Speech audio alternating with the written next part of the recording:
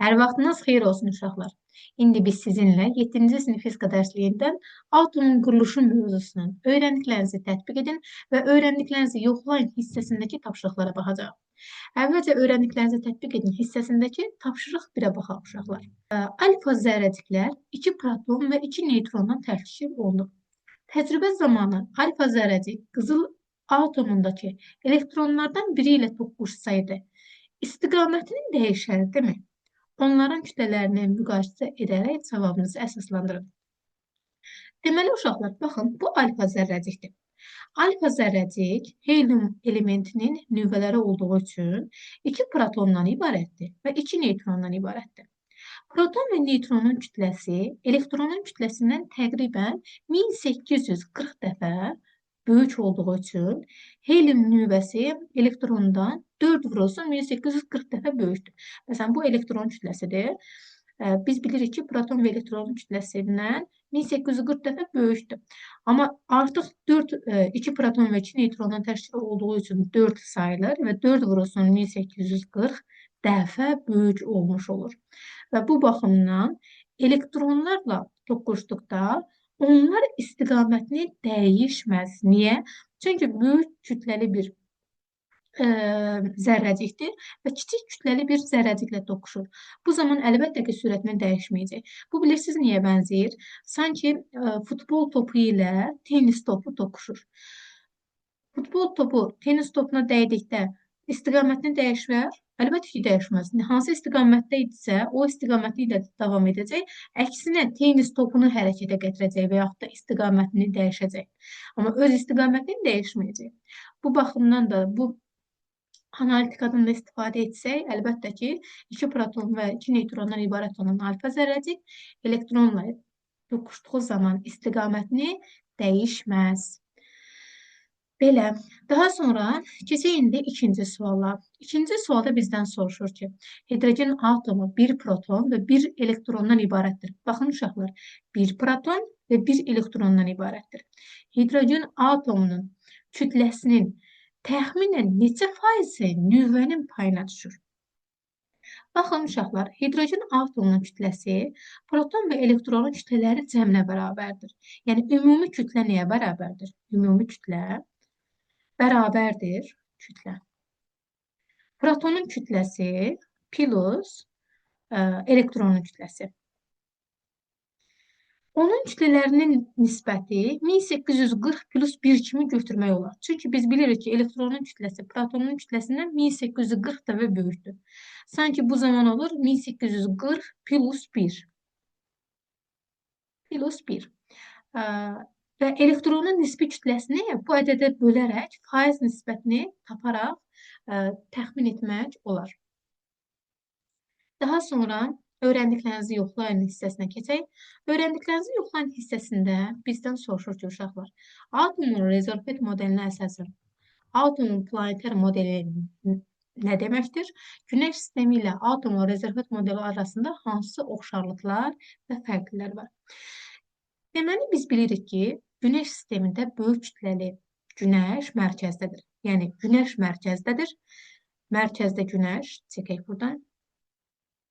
Və onun ətrafında nələr var? Planetlər var. Və hər birini çəkmirəm. Yalnız ikisini göstərək. Burada tamamlayaq. Planetlər yerləşir onun ətrafında. Biz bilirik ki, planetlər onun ətrafında müəyyən orbitlər üzrə hərəkət edir. Atomda böyük kütləli nüvə mərkəzdədir. Elektronlar onun ətrafında müəyyən orbitlər üzrə hərəkət edir. Günəş sistemindəki planetlərin hər birinin öz orbiti var. Bayaqlar dediyimiz kimi, hər bir planetin öz orbiti var. Atomda isə bir orbitdə bir neçə elektron ola bilər. Məsələn, Günəş sistemində biz bilirik ki, hər bir orbitdə yalnız bir planet var. Başqa planet ola bilməz. Eyni zamanda, amma atom modelində necədir? Bir orbitdə bir neçə elektron yerləşə bilər. Günəş sistemində planetlər bərabər asteroidlər kimi göy cisimlərdə var. Atomda isə təkcə nüvə və elektronlardan təşkil olunur. Yəni, bu kimi fərqlilikləri var. Daha sonra indi keçək ikinci suala. İkinci sualda bizdən soruşur ki, karbon atomunun quruluş sxemini çəkərək təsvir edin. Karbon atomunun quruluş sxemində biz bilirik ki, mərkəzdə dayanır. Əvvəlcə bunları silək. Baxın, biz bilirik ki, əvvəlcə mərkəzdə dayanır karbonda 6 proton plus 6 neutron. Və onun ətrafında orbitlər üzrə elektronlar yerləşir. Məsələn, burada fərqli göstərək, fərqli rənglə. Bu olsun birinci elektron və orbitdə ikinci elektron. Və digər orbitdə isə yenə də 4 elektron var. Bu birinci elektron, sonra bu ikinci elektron olsun, üçüncü elektron və dördüncü elektron. Ümumilikdə 6 elektron olmuş oldu. Bax, protonların sayı nə qədərdirsə, elektronların da sayı o qədər olmuş olur. Yəni, nüvvədə 6 plus 6, deməli, 6 proton plus 6 neutron var. Amma elektronlar da mənfi işarəlidir. 2 orbitdə paylaşdırılmışdır. Birinci orbitdə 2, ikinci orbitdə 4 elektron. Belə, üçüncü suala keçək. Üçüncü sualda bizdən soruşur ki, deuterium atomunun kütləsinin tritium atomunun kütləsindən kiçik, hidrogen atomunun kütləsindən isə böyük olmasının səbəbini izah edin. Əvvəlcə, bax, bunu izah etməmişdən qabaq, sxemi yadımıza salaq. Sxemi gözümüzün qarşısına canlandırdıqdan sonra artıq hər şey bizə aydın olacaq. Biz bilirik ki, hidrogen atomu özünün quruluş sxemi, mərkəzdə yerləşən proton və ikinci orbitdə yerləşir nə? Bir elektron. Elektronu da qırmızı ilə göstərdim. Bu oldu hidrogen atomu. Aşağısına yazaq hidrogen. İkincisi nə gəlir? Deuterium. Deuteriumda biz bilirik ki, mərkəzdə 2, amma orbitdə 1 elektron var. Buraya yazaq bir dənə elektron. Buna da yazaq deuterium.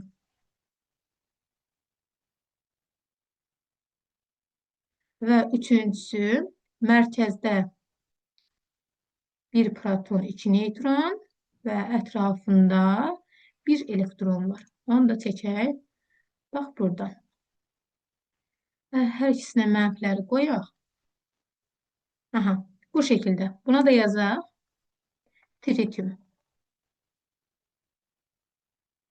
Baxın, uşaqlar. Deuterium nüvəsində 1 proton və 1 neutron var. Deuterium nüvəsində 1 proton var və 1 neutron var.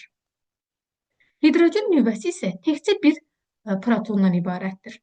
Və bu baxımdan bilirik ki, artıq deuterium hidrogendən böyük kütlədə olmuş oldu.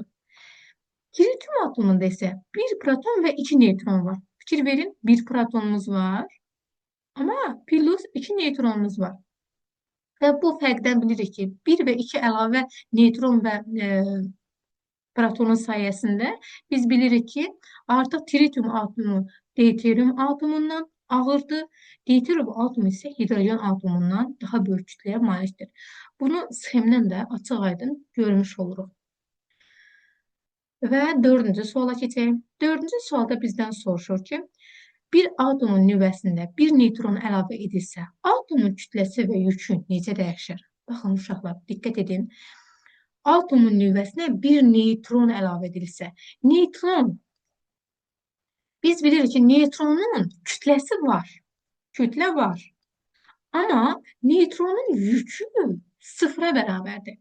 İndi mən bir atomun nüvəsinə neutron əlavə etdikdə, əlbəttə ki, kütlə var, ona görə kütləsi artacaq, amma yükü yoxdur, sıfıra bərabərdir. Ona görə mən neutron əlavə etsəm belə, nəyin üstünə sıfır gəlsəm, yenə də öz ədədi qiymətini alacaq. Ona görə yük dəyişməz. Belə, deməli, biz bildik ki, kütləsi nə edər? Kütləsi artar, yükü dəyişməz. Və 5-ci sual. 5-ci sualda deyir ki, 2 elektronunu itirmiş atomun elektrik yükünü hesablayın. Diqqət edək, uşaqlar.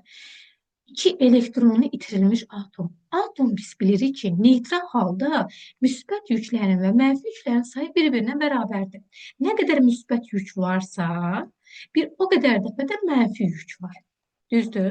İndi bizə deyir ki, 2 elektronunu itirmiş. 2 elektronunu itiribsə, demək ki, buradakı mənfi yüklər nə edib?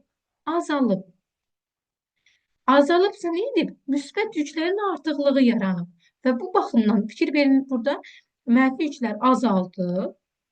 Amma müsbət yüklərin nə etdi? Artıqlığı yarandı. Müsbət yüklərin artıqlığı yarandığına görə, əgər iki elektrik yükünü itirərsə, müsbət yüklənmiş olacaq atom. Yazaq o zaman atom müsbət yüklənər. Müsbət yüklənər.